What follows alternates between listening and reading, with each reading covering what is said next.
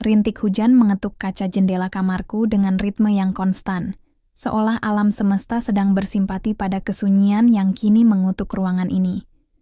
Udara dingin menyusup lewat celah ventilasi, membawa aroma tanah basah yang biasanya selalu kurindukan. Namun malam ini, aroma itu hanya mengaduk-aduk ingatan yang susah payah kuburkan. Di atas meja kayuku yang berpelitur kusam, secangkir kopi hitam telah kehilangan kepulan uapnya, sama dinginnya dengan lembaran kertas berstempel resmi pengadilan agama yang tergeletak di sebelahnya. Akta cerai. Sebuah dokumen tipis yang menjadi nisan dari 5 tahun pengabdianku. Aku mengusap permukaan kertas itu perlahan. Teksturnya yang kasar seakan menegaskan realitas yang menggores harga diriku hingga tak bersisa. Bima. Nama pria itu tercetak jelas di sana, bersisian dengan namaku, dipisahkan oleh sebuah keputusan hukum yang absolut. Mataku memanas, namun air mataku sudah mengering sejak berminggu-minggu yang lalu. Ingatanku terlempar kembali pada malam di mana kehancuran ini bermula, malam yang merenggut sisa-sisa kewarasanku dan mengubah poros duniaku selamanya. Saat itu, cuaca di luar tak jauh berbeda dengan malam ini. Hujan deras mengguyur atap. Aku baru saja mematikan kompor setelah menghangatkan semangkuk sup ayam, makanan kesukaan Bima yang sengaja kumasak, karena ia sempat mengeluh tidak enak badan pagi harinya. Aroma gurih kaldu, bawang putih, dan seledri menguar memenuhi dapur kecil kami, yang biasanya terasa hangat. Suara kunci yang diputar dari balik pintu depan, membuatku refleks tersenyum. Aku mengelap tanganku pada apron bermotif bunga yang kukenakan dan bergegas menyambutnya. Namun, senyumku luntur seketika saat melihat wajahnya. Tidak ada binar kelelahan yang biasa kulihat, dan kuredakan dengan pelukan hangat. Bima berdiri di ambang pintu, menatapku dengan mata yang redup, sangat dingin dan asing. Ia melepaskan jas kerjanya, melemparnya sembarangan ke atas sofa kain berwarna abu-abu, lalu menghela napas panjang yang terdengar sangat berat dan dipaksakan. "Mas sudah makan? Sup ayamnya masih hangat," tanyaku, berusaha menepis firasat buruk yang mendadak mencengkeram tengkukku. Suaraku terdengar bergetar, meski aku sudah berusaha keras mengendalikannya. Udara di dalam ruangan itu mendadak terasa mencekik. Bima tidak langsung menjawab. Ia melonggarkan dasinya dengan tarikan kasar, seolah benda itu menahan pasokan oksigen ke paru-parunya. Ia menatap mataku lekat-lekat. Tidak ada rasa bersalah, tidak ada kehangatan di sana. Hanya ada kekosongan es yang membuat darahku berdesir mundur. "Duduk, Yu. Ada yang mau aku bicarakan," ucapnya. Suaranya datar, tanpa intonasi sedikit pun. Aku menelan ludah yang terasa setajam pecahan kaca. Jantungku memukul-mukul tulang rusuk dengan ritme yang menyakitkan. Aku melangkah dengan kaki yang terasa seberat timah, lalu duduk di tepi sofa. Bima tetap berdiri di hadapanku, menyilangkan tangan di depan dada, sengaja membangun benteng pertahanan yang tak tertembus di antara kami. "Kita tidak bisa meneruskan ini," kata Bima, langsung pada intinya. Kata-katanya meluncur begitu saja, setajam belati yang membelah dadaku tanpa ampun. Aku tertegun. Mulutku setengah terbuka, mencoba memproses rentetan suku kata yang baru saja ia lontarkan, namun otakku menolak untuk memahaminya. Maksud kamu apa, Mas? Meneruskan apa? Pernikahan ini, Ayu. Aku sudah lelah.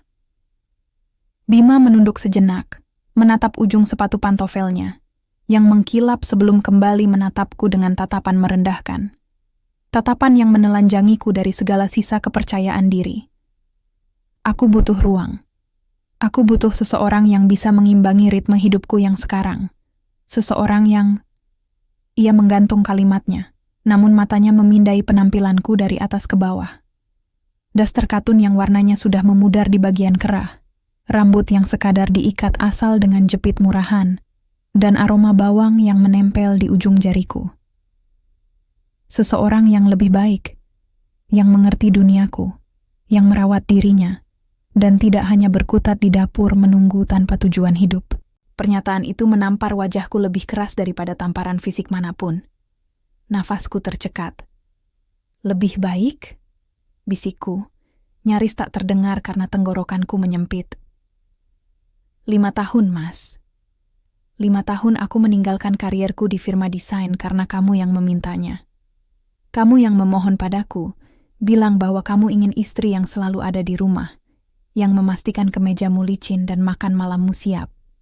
Sekarang, setelah aku memberikan seluruh waktuku untuk mengurusmu, kamu bilang, aku tidak punya tujuan. Itu dulu, yuk! Nada suara Bima meninggi, suaranya menggema memecah keheningan ruangan. Ia mengusap wajahnya dengan frustrasi yang tampak dibuat-buat. Dulu aku pikir itu yang aku butuhkan. Tapi seiring berjalannya waktu, realitasnya berbeda. Aku berkembang, yuk. Karierku melesat. Aku bertemu banyak orang hebat. Sementara kamu tertinggal di belakang. Berbicara denganmu sekarang terasa hambar. Kita cuma bahas harga sayur dan tagihan listrik. Aku butuh partner. Bukan sekadar asisten rumah tangga yang kuasumsikan sebagai istri. Air mataku yang sejak tadi tertahan akhirnya jatuh, menetes membasahi punggung tanganku yang bertaut erat, gemetar di atas pangkuan. Rasa sakitnya begitu nyata, seolah ada tangan tak kasat mata yang meremas jantungku hingga hancur berkeping-keping. Jadi, ada wanita lain? Tanyaku pelan, suaraku pecah oleh isakan. Aku menatap matanya, mencari kebohongan, tapi yang kutemukan hanyalah ego yang meluap-luap. Bima memalingkan wajahnya. Rahangnya mengeras. Tubuhnya menegang sesaat sebelum ia membuang muka sepenuhnya. Ini bukan sekadar tentang wanita lain, Ayu. Jangan mendramatisir. Ini tentang kebutuhanku untuk bahagia. Aku tidak bahagia bersamamu lagi. Tolong. Jangan buat ini menjadi lebih sulit dari yang seharusnya. Aku akan mengurus surat-surat ke pengadilan. Besok aku akan menyuruh orang mengambil sisa barang-barangku. Mas, tolong. Aku beranjak refleks. Langkahku tertatih mencoba meraih lengannya.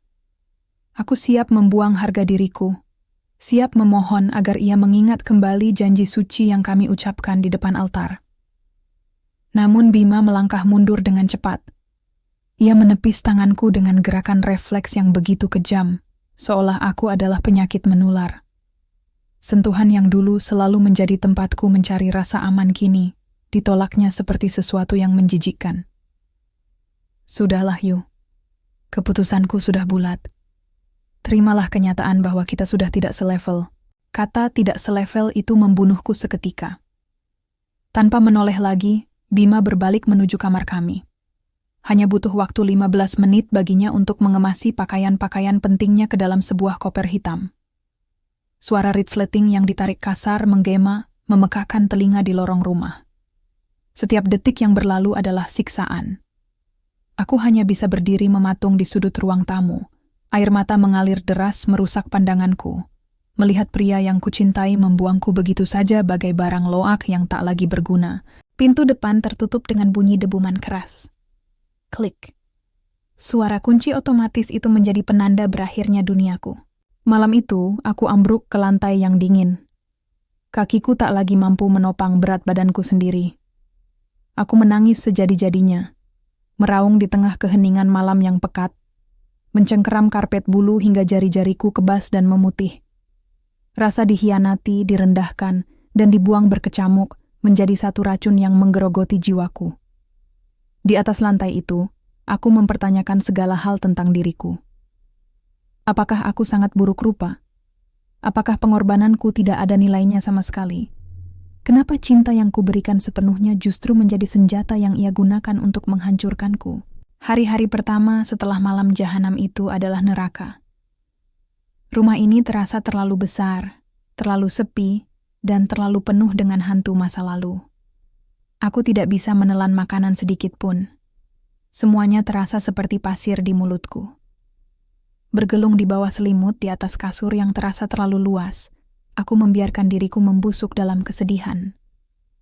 Bau parfum maskulin Bima yang tertinggal di sarung bantal masih sering membuatku terbangun di tengah malam dengan napas terengah-engah dan dada sesak, berharap dalam kebodohanku bahwa semua ini hanyalah mimpi buruk yang akan berakhir saat pagi tiba. Namun, waktu terus berjalan tanpa memedulikan penderitaanku. Perlahan, Alarm alami kehidupan memaksaku untuk bangun. Aku ingat dengan jelas, suatu pagi di minggu ketiga.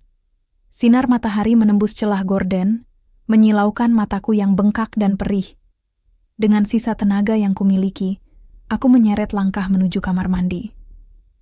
Aku berhenti di depan wastafel dan menatap pantulan diriku di cermin. Untuk pertama kalinya dalam berminggu-minggu, aku benar-benar melihat diriku. Wajah pucat pasi, mata cekung dengan kantung hitam yang mengerikan, rambut kusut masai yang mulai rontok, dan bahu yang melorot kalah. Tubuhku kurus kering. Ini bukan diriku. Ini bukan Ayu yang dulu dikenal penuh semangat, lulusan terbaik di angkatannya, perempuan dengan ambisi besar sebelum kata cinta memanipulasi akal sehatnya.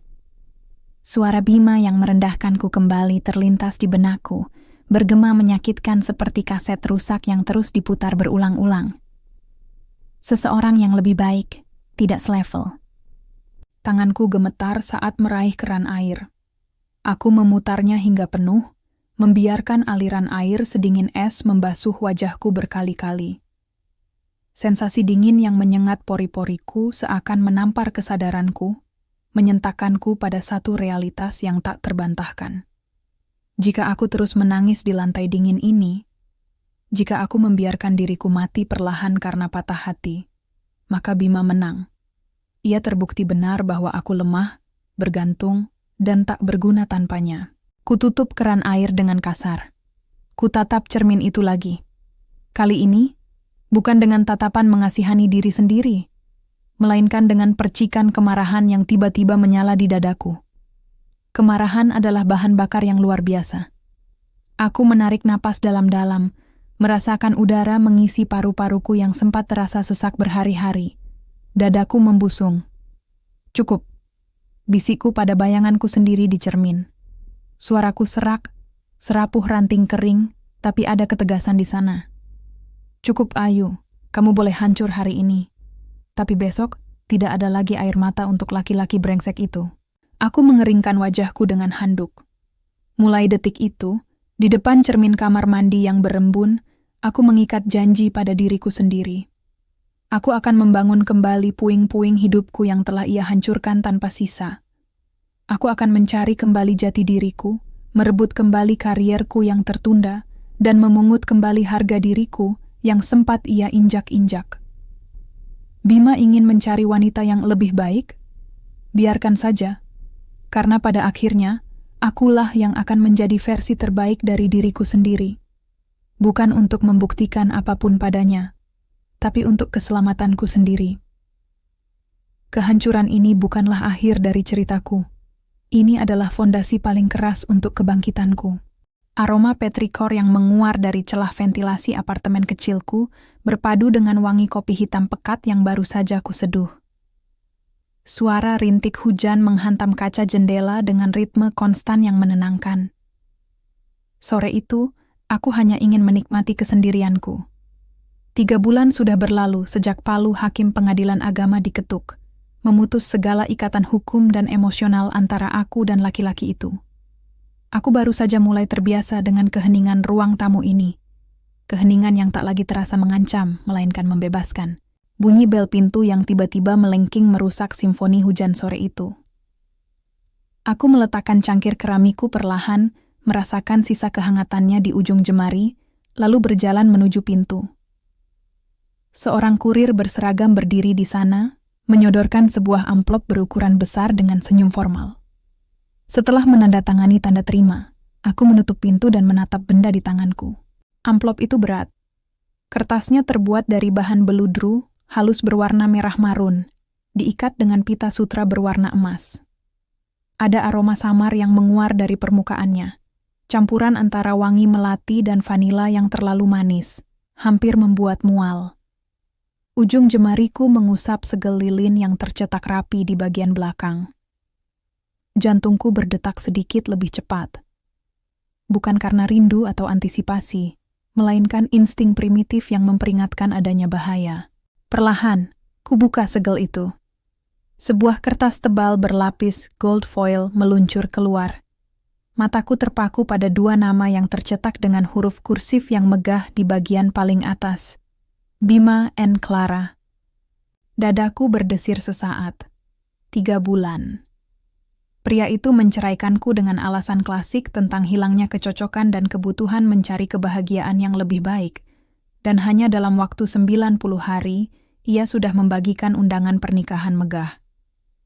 Sebuah tawa getir yang tertahan di tenggorokan nyaris lolos dari bibirku. Betapa murahnya harga janji pernikahan di mata seorang Bima. Belum sempat aku meletakkan undangan itu di atas meja, layar ponselku yang tergeletak di samping cangkir kopi menyala. Ponsel itu bergetar keras, menggeram di atas permukaan meja kayu. Deretan angka yang tak lagi kusimpan di daftar kontak terpampang di layar. Mataku menyipit. Aku mengenali nomor itu layaknya mengenali bekas luka bakar di kulitku sendiri. Bima.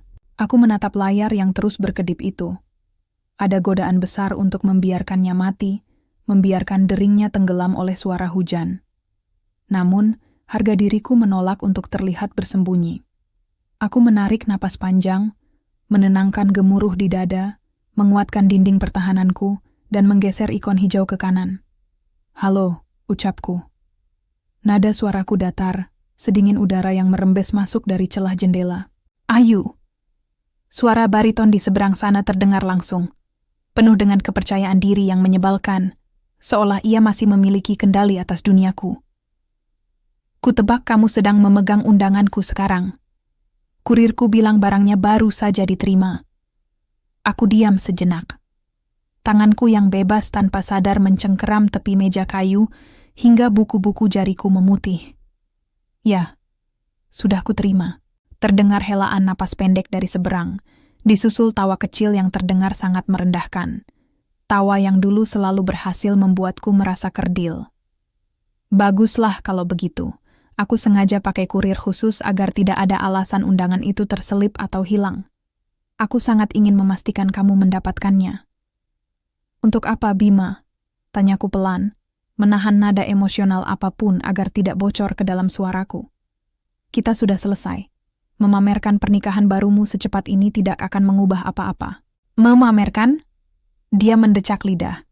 Aku bisa membayangkan dengan jelas bagaimana sudut bibirnya terangkat membentuk seringai arogan di sana. "Jangan terlalu perasa, Yu. Aku mengundangmu karena aku pria yang berjiwa besar. Lagi pula, aku ingin kamu datang. Aku ingin kamu melihat seperti apa wanita yang akhirnya bisa memenuhi standarku. Sesuatu yang, well, kamu tahu sendiri, gagal kamu lakukan." Kalimat itu meluncur tajam bak silet yang mencoba menggores luka lama. 3 bulan lalu, kata-kata itu mungkin akan membuatku hancur dan menangis tersedu-sedu di lantai. Namun hari ini, aku menyadari sesuatu yang aneh. Rasa sakit itu tidak datang. Alih-alih terluka, aku justru merasa muak. Di balik nada suaranya yang sombong dan congkak, aku bisa menangkap sebuah keputusasaan. Jika dia benar-benar bahagia dengan wanita barunya, untuk apa dia repot-repot menghubungiku, hanya untuk memastikan aku melihatnya? Kebahagiaan sejati tidak pernah membutuhkan penonton. Bima hanya butuh validasi untuk menutupi egonya yang rapuh. "Clara sangat berbeda darimu, Yu," lanjut Bima. Suaranya kini melunak dengan nada mengejek yang disengaja. "Dia elegan, berasal dari keluarga terhormat, penurut, dan yang paling penting, dia mengerti bagaimana cara merawat dan melayani suaminya. Tidak sepertimu yang selalu mendebatku." Aku menelan ludah yang terasa kering. Mataku menatap lurus ke arah pantulan diriku di kaca jendela yang basah oleh hujan. Aku melihat seorang wanita dengan mata yang lelah, namun menyala terang oleh sebuah kebangkitan. "Kalau dia memang sesempurna itu, Bima," ujarku, membiarkan jeda sejenak menggantung di udara sebelum melanjutkan dengan nada yang sangat tenang dan mematikan. "Kamu tidak perlu menelepon mantan istrimu hanya untuk meyakinkan dirimu sendiri." Keheningan mendadak menyergap di ujung telepon. Untuk beberapa detik yang terasa sangat panjang, hanya terdengar suara napas Bima yang mendadak menjadi lebih berat. Seranganku tepat sasaran. "Jaga bicaramu, Ayu," desisnya. Suaranya kini mengeras, kehilangan nada santainya. "Aku menelepon karena kasihan padamu. Aku dengar kamu masih sendiri, mengurung diri di apartemen sempit itu. Aku harap kamu datang hari Minggu nanti. Jangan bersembunyi. Datanglah. Belajarlah sedikit tentang bagaimana seharusnya seorang wanita bersikap. Jangan membuatku berpikir bahwa kamu masih menangisi perpisahan kita. Jangan khawatir, Bima, balasku, menyunggingkan senyum tipis meski ia tak bisa melihatnya. Keberanian yang baru kutemukan terasa seperti darah segar yang memompa nadiku. Aku tidak menangisimu, dan soal hari Minggu, aku pasti datang. Aku tidak menunggu respons balasan darinya. Jari telunjukku langsung menekan tombol merah, memutus sambungan secara sepihak. Ponsel itu kulempar ke atas sofa. Ruangan kembali hening, diselimuti ritme hujan yang masih setia menemani. Aku mengambil kembali undangan beludru merah marun itu. Mataku menelusuri ukiran emas bertuliskan lokasi pernikahan. Grand Ballroom di salah satu hotel bintang 5 paling mewah di ibu kota. Tempat impian yang dulu pernah ia janjikan padaku di awal pernikahan. Namun tak pernah terwujud karena ia bilang kita harus berhemat.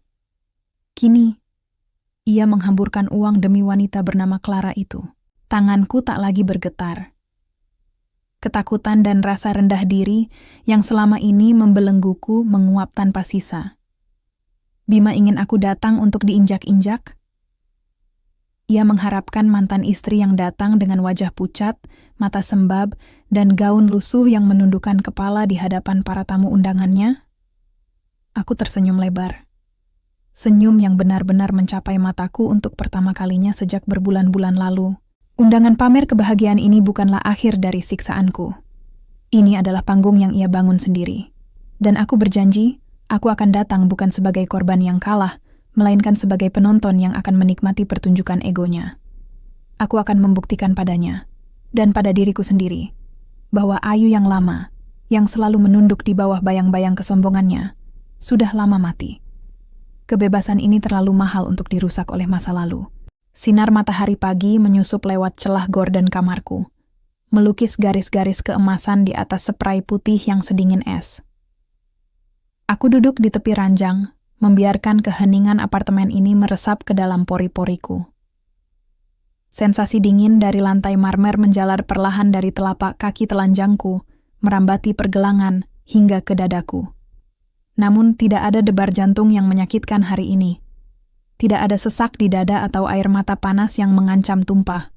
Hanya ada ketenangan, sebuah ketenangan absolut yang dulu terasa begitu asing, namun kini menjadi teman terbaikku. Aroma seduhan kopi Robusta yang pekat menguar dari arah dapur, berbaur lembut dengan wangi pengharum ruangan beraroma sandalwood yang hangat. Aku menyesap kopi hitam dari cangkir keramik di tanganku, membiarkan rasa pahitnya membangunkan kesadaranku sepenuhnya. Hari ini adalah hari itu.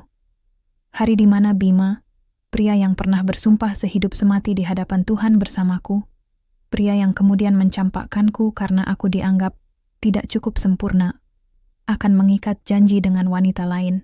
Bel pintu berdenting 2 kali, memecah kesunyian. Aku meletakkan cangkir, merapatkan jubah tidur sutraku, dan berjalan membukakan pintu. Rina, sahabatku sejak masa kuliah sekaligus penyelamatku di masa-masa tergelap, berdiri di ambang pintu. Tangannya menggenggam erat gagang sebuah koper rias besar berwarna perak. Wajahnya tampak tegang, alisnya berkerut dalam, memancarkan kekhawatiran yang tak bisa disembunyikannya. Aku masih bisa membatalkan taksi online-nya nanti, Yu. Tiket pesawat ke Bali masih banyak yang kosong. Kita bisa pergi ke sana, minum koktail di pinggir pantai sampai mabuk, dan melupakan semua omong kosong ini, ucap Rina tanpa basa-basi seraya melangkah masuk, membiarkan udara pagi yang agak lembab ikut masuk ke dalam lorong apartemen.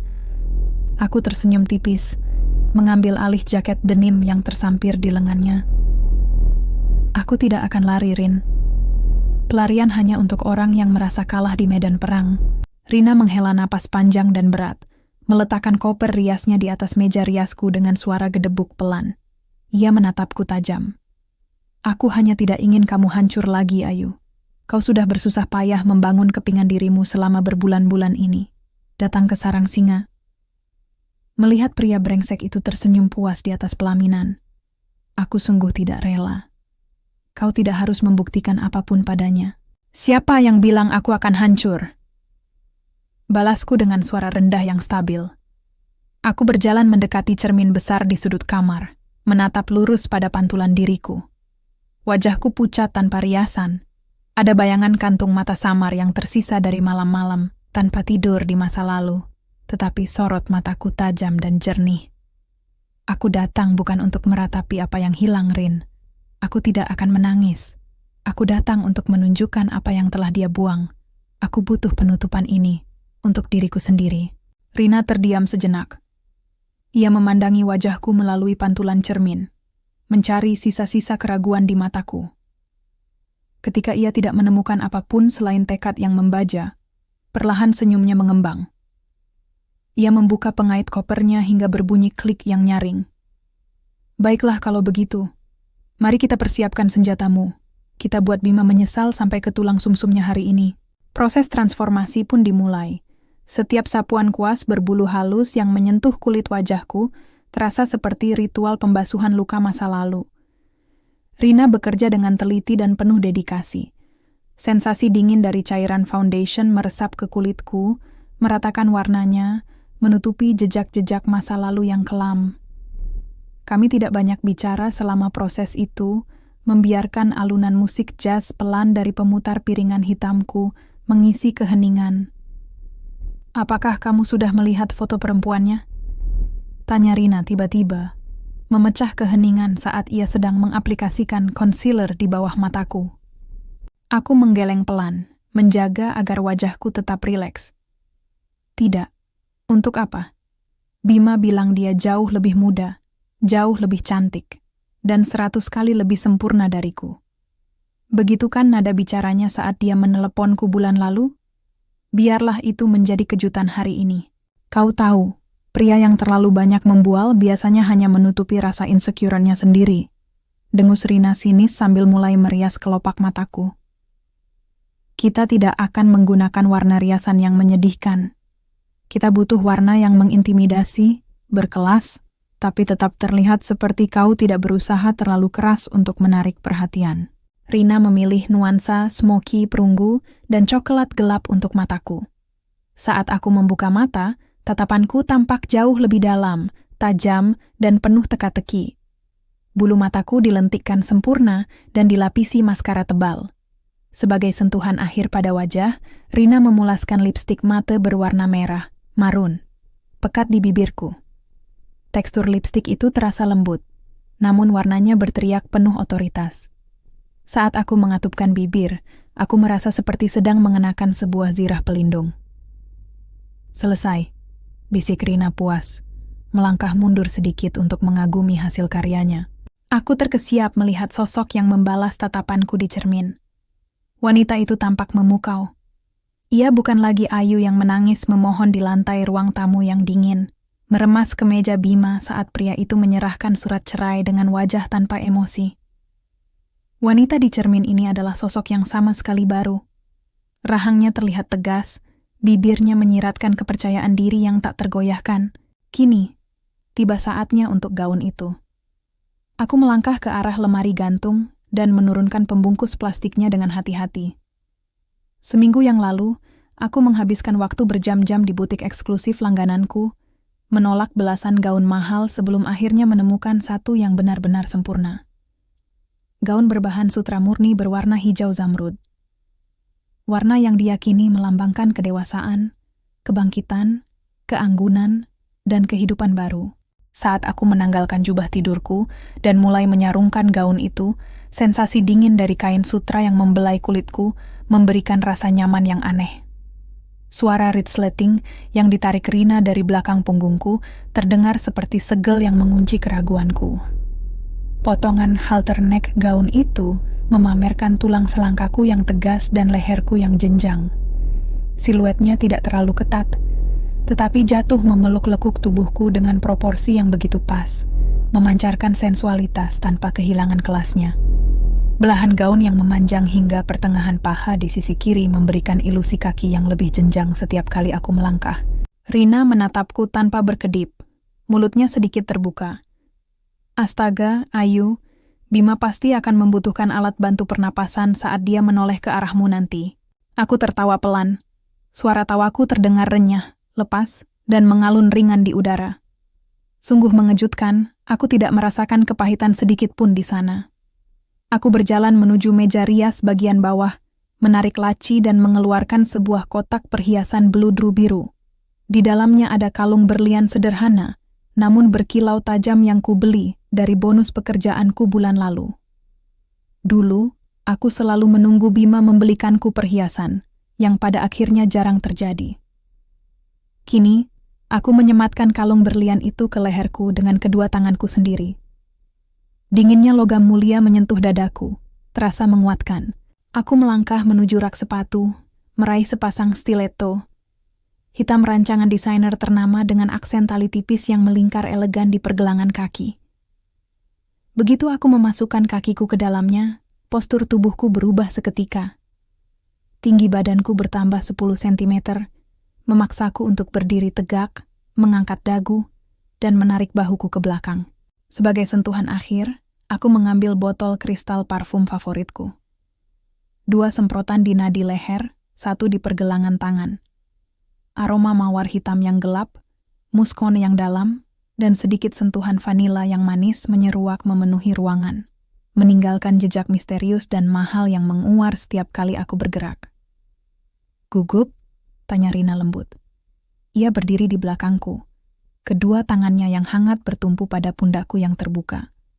Matanya menatapku dari cermin dengan bangga. Aku memejamkan mata sejenak, menarik napas dalam-dalam. Wangi parfumku sendiri memenuhi paru-paruku. Suara denting jarum jam di dinding terdengar berirama dan konstan, tik-tok, tik-tok, seolah sedang menghitung mundur detik-detik menuju konfrontasi pamungkas ini. Tiba-tiba, suara Bima dari telepon bulan lalu berkelebat di benakku, mengklaim betapa luar biasa, sempurna, dan tiada cacatnya wanita yang akan ia jadikan pendamping hidup hari ini. Ia ingin membuatku merasa kecil, membuatku merasa tergantikan oleh Dewi, yang turun dari kahyangan. Aku membuka mataku perlahan. Tatapanku di cermin mengeras dengan tekad yang bulat. "Tidak," jawabku mantap. Suaraku memantul di dinding kamar dengan keyakinan penuh. Aku tidak gugup sama sekali. Aku justru tidak sabar ingin melihat seperti apa wujud kesempurnaan yang selalu dia agung-agungkan itu. Aku menoleh, mengambil clutch bag, hitam berhiaskan payet yang tergeletak di atas tempat tidur yang sudah rapi, lalu memberikan senyum simpul kepada sahabatku. "Ayo Rin, kita tidak boleh terlambat. Aku ingin berada di barisan paling depan di pesta perayaan kemerdekaanku ini." Udara dingin dari pendingin ruangan sentral langsung menyapu permukaan bahuku yang terbuka begitu sepasang pintu mahoni raksasa di ballroom hotel bintang 5. Itu didorong terbuka oleh 2 orang penjaga berseragam rapi. Wangi melati segar yang dirangkai sedemikian rupa, berpadu dengan aroma mawar putih dan semerbak parfum mahal dari ratusan tamu undangan, menguar di udara dan memenuhi rongga dadaku. Alunan musik instrumental dari sebuah grand piano di sudut ruangan mengalun lembut, memainkan melodi cinta klasik yang entah kenapa terdengar begitu ironis di telingaku malam ini. Aku melangkah masuk dengan dada membusung. Hak tinggi dari sepatu stiletto, perakku tenggelam dengan mulus di atas karpet merah tebal yang membentang lurus dari pintu utama hingga ke pelaminan di ujung sana.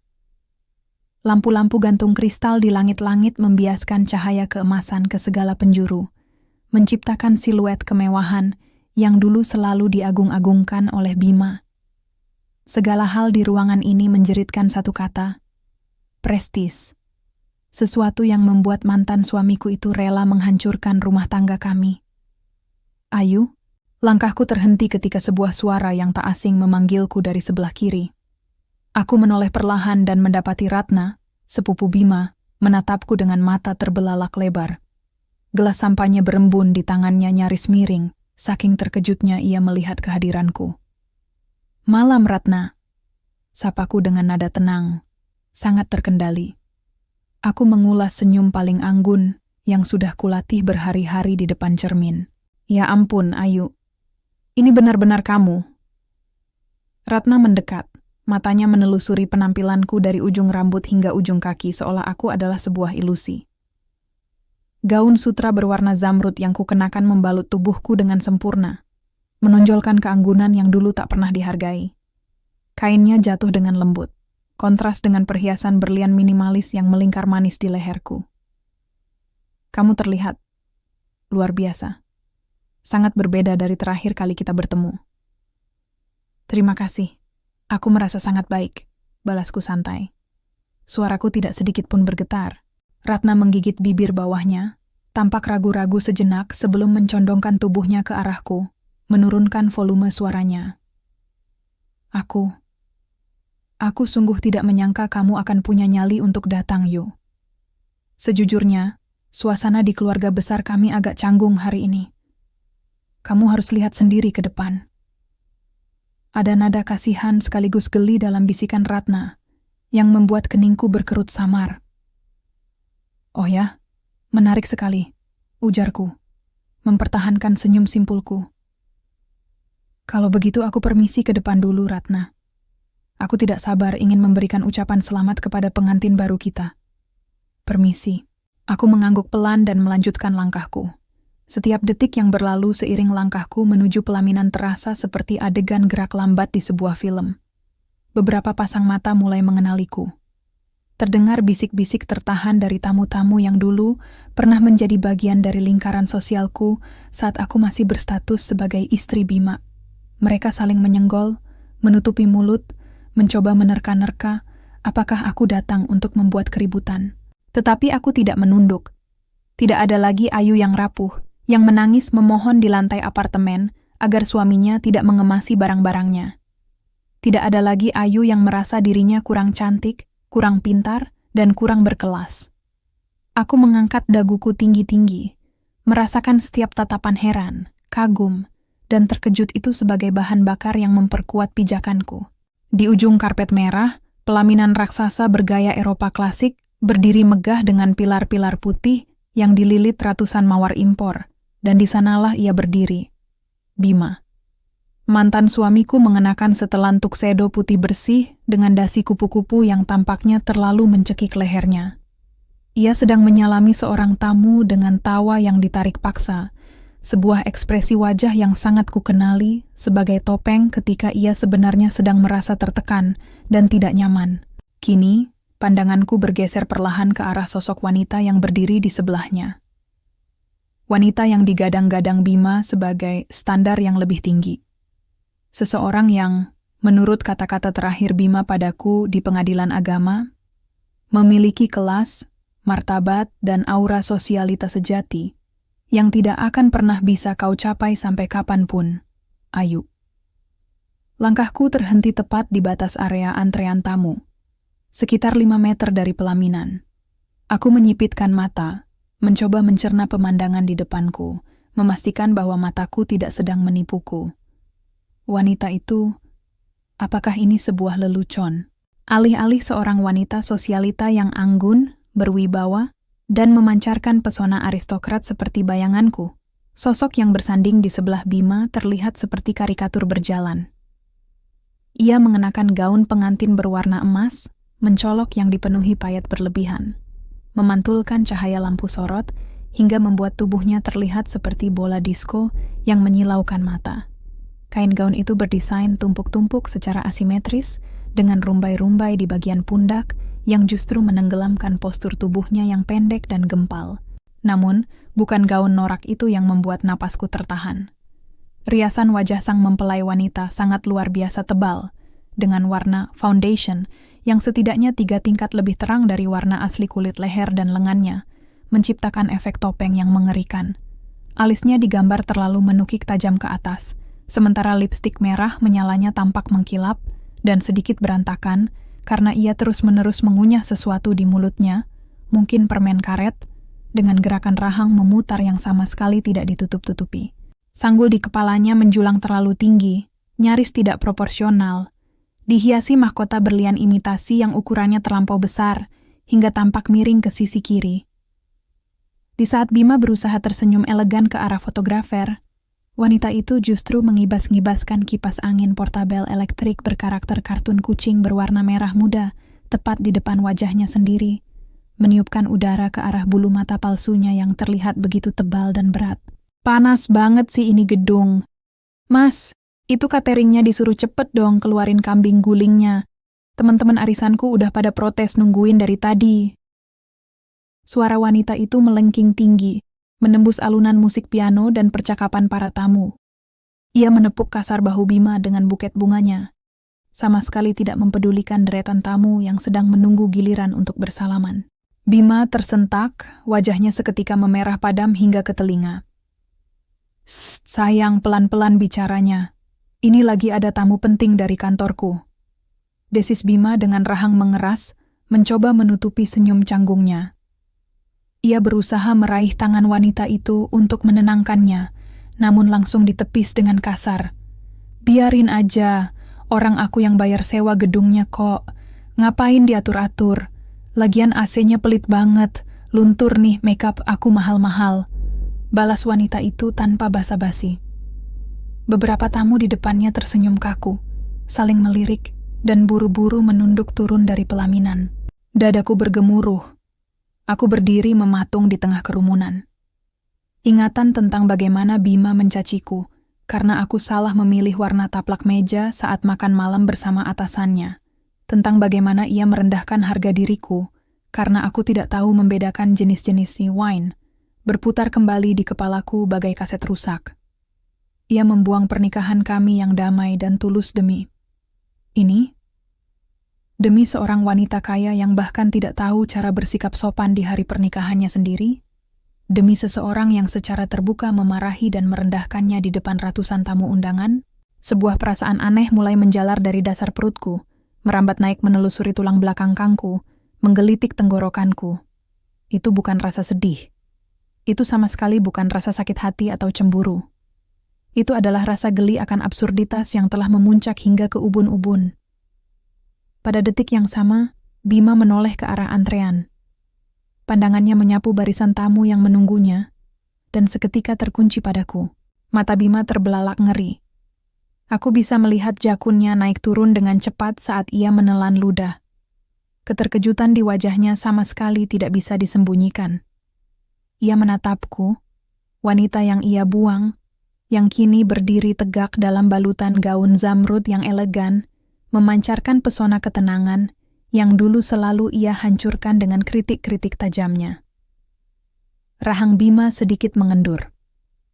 Sorot matanya memancarkan penyesalan yang begitu telanjang, bercampur dengan kepanikan yang luar biasa, saat ia menyadari bahwa aku sedang berdiri di sana, menyaksikan secara langsung penghinaan dan kejatuhan harga dirinya di atas panggung kemegahan palsu ini. Wanita di sebelahnya kembali mendengus keras, kali ini menarik kerah tuxedo putih Bima, hingga sedikit kusut untuk membisikkan sesuatu yang membuat Bima memejamkan mata erat-erat, menahan malu yang teramat sangat.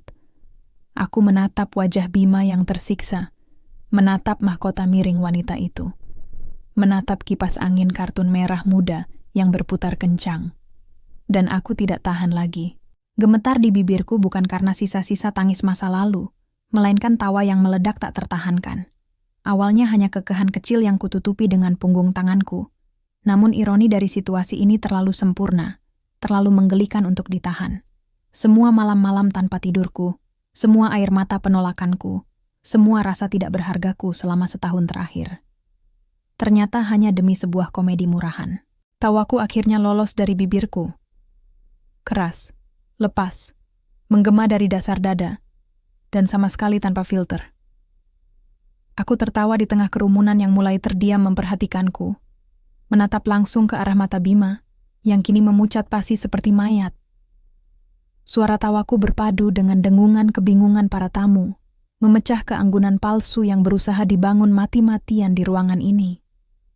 Aku menertawakan sang pangeran sombong yang dulu mencampakkanku, yang kini berdiri kerdil, tak berdaya, dan menyedihkan di samping monster emas yang ia pilih sendiri sebagai ganti diriku.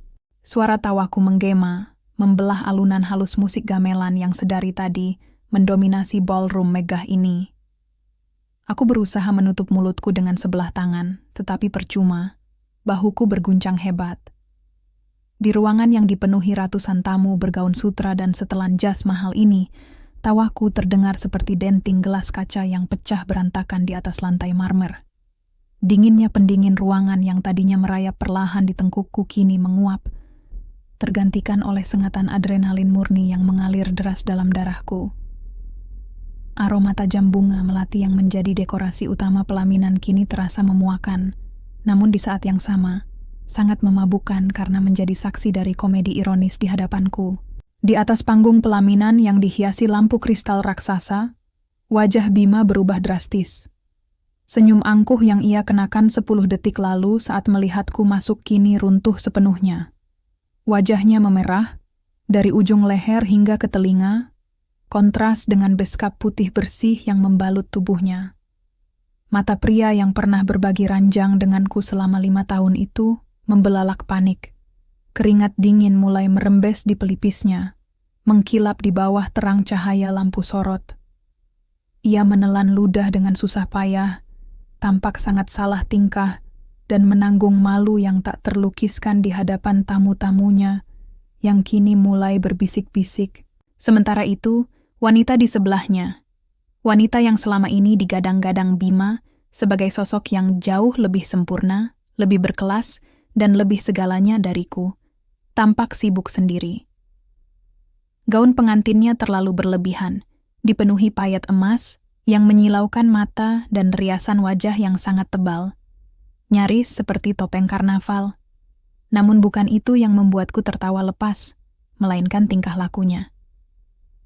Di hadapan ratusan pasang mata yang kini kebingungan melihat reaksiku, mempelai wanita itu justru menarik lengan Bima dengan kasar. "Bima, kamu ini bisa tidak sih memegang ekor gaunku? Tersangkut di kursi dari tadi kamu malah diam saja melongo." Suaranya melengking tajam, tanpa filter, menghancurkan sisa-sisa keanggunan yang mati-matian, coba dipertahankan oleh keluarga Bima di acara yang menelan biaya miliaran rupiah ini. Bima menunduk, buru-buru membetulkan kain gaun wanita itu seperti seorang asisten pribadi yang dimarahi majikannya, bukan seperti seorang suami di hari kebahagiaannya. Pemandangan itu begitu tragis sekaligus komikal. Inikah kehidupan yang lebih baik yang Bima kejar sampai ia rela mencampakkan aku? Inikah kasta yang selalu ia agung-agungkan di akhir pernikahan kami? Pria yang dulunya menuntutku untuk selalu patuh dan sempurna tanpa celah, kini menjadi pelayan bagi arogansi wanita lain. Aku mengambil napas panjang, berusaha meredakan sisa tawa di tenggorokanku, lalu melangkah perlahan menaiki undakan pelaminan. Ujung gaun merah marun yang kukenakan menyapu karpet tebal dengan anggun. Setiap mata kini tertuju padaku, menunggu drama apa yang akan terjadi. Beberapa tamu saling berbisik, suara mereka terdengar seperti dengungan lebah di telingaku, mempertanyakan siapa diriku. "Hayu," desis Bima saat aku akhirnya berdiri tepat di hadapannya. Suaranya bergetar, setengah memohon, setengah mengancam. "Apa-apaan kamu? Kenapa kamu tertawa seperti orang gila di acaraku?" Aku menatap lurus ke dalam mata Bima. Dulu, tatapan mata itu bisa membuatku merasa menjadi wanita paling tak berguna di dunia. Dulu, satu kerutan di dahinya bisa membuatku menangis semalaman di kamar mandi, mempertanyakan apa kekuranganku. Namun malam ini, melihat matanya yang diliputi kepanikan dan rasa malu, aku tidak merasakan apa-apa selain rasa kasihan. Ya, kasihan murni. "Aku hanya memenuhi undanganmu, Mas," jawabku dengan nada suara yang sangat tenang, lembut, namun cukup keras untuk didengar oleh barisan tamu di depan panggung.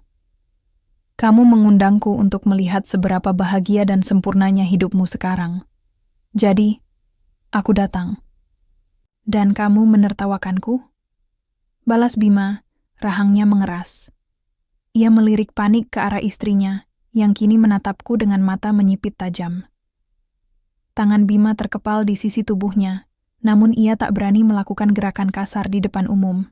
"Siapa perempuan ini, Mas?" Potong wanita itu dengan nada tinggi, tangannya bertolak pinggang, sama sekali tidak mempedulikan etiket seorang pengantin di atas pelaminan. "Ini mantan istrimu yang kampungan itu? Yang kamu bilang selalu menyusahkanmu dan tidak tahu diuntung?" Aku tersenyum semakin lebar mendengar kata-kata itu. Alih-alih merasa terhina, aku justru merasa bebas.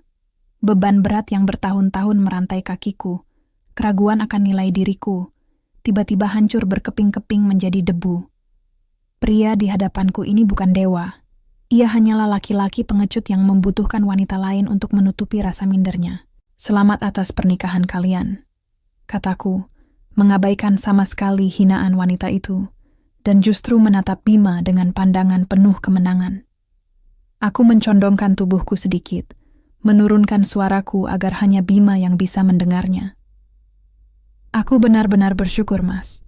Bersyukur karena kamu melepaskanku. Melihat kalian berdua malam ini, aku sadar, kamu memang mendapatkan pasangan yang persis sepadan denganmu. Aku tidak menunggu balasan Bima. Pria itu sudah kehabisan kata-kata, wajahnya seolah ingin dikubur hidup-hidup ke dalam karpet pelaminan. Istrinya masih terus mengomel, merajuk karena Bima tidak segera membelanya, menciptakan tontonan memalukan yang akan menjadi bahan gunjingan kolega-koleganya selama berbulan-bulan ke depan. Aku membalikkan badan. Gerakanku ringan, seolah gravitasi tidak lagi memiliki kuasa atas tubuhku. Aku melangkah turun dari pelaminan dengan kepala tegak. Di antara lautan tamu yang secara refleks membukakan jalan untukku, aku berjalan menyusuri lorong ballroom menuju pintu keluar. Sepatuku berketuk ritmis di atas marmer lobi, mengiringi detak jantungku yang memompa harapan baru. Saat dua petugas hotel membukakan pintu kaca yang berat itu untukku, udara malam Jakarta yang hangat dan lembab langsung menerpa wajahku. Suara bising dari jalanan ibu kota menyambut telingaku. Lampu-lampu gedung pencakar langit berkelap-kelip di kejauhan, seolah ikut merayakan kebebasanku. Aku menarik napas dalam-dalam, mengisi paru-paruku dengan udara kebebasan. Tidak ada lagi air mata. Tidak ada lagi rasa tidak berharga. Bima telah membebaskanku dari penjara manipulatifnya, dan malam ini adalah stempel resmi untuk kemerdekaanku. Aku melangkah menuju tempat parkir, membuka pintu mobilku, lalu duduk di belakang kemudi. Saat aku menatap pantulan wajahku di kaca spion, seorang wanita yang kuat, mandiri, dan berharga membalas tatapanku dengan senyuman tulus. Aku menyalakan mesin mobil, menginjak pedal gas, dan melaju membelah malam. Meninggalkan masa laluku yang usang, menyongsong langkah baru, menuju hidup yang jauh, jauh lebih baik.